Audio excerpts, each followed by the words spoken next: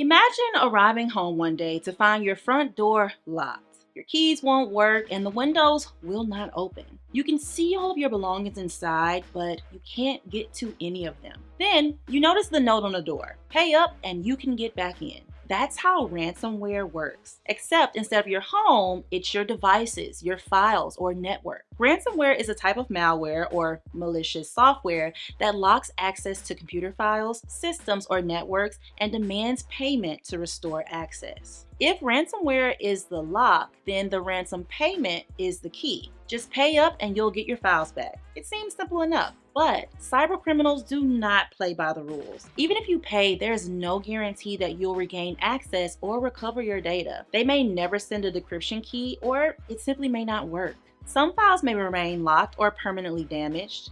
In a recent survey, only 15% of organizations that experienced a ransomware attack were able to fully recover their data. Ransom demands can vary from hundreds of thousands to several $million, depending on the organization being targeted. Payments are often requested in cryptocurrency because it can be harder to trace than traditional payments.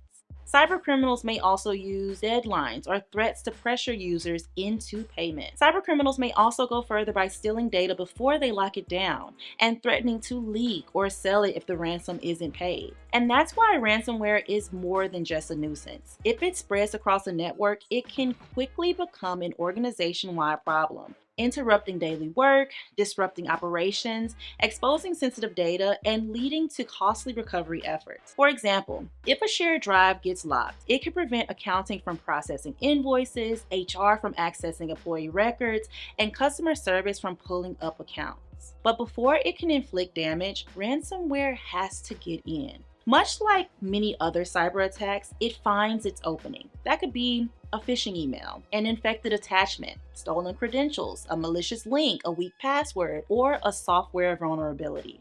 It just takes one simple lapse, and once it's inside, it can spread very quickly. Understanding ransomware is the first step to protecting yourself and your organization. In this series, we'll explore how attacks unfold, strategies for preventing and minimizing their damage, and what to do if an incident happens.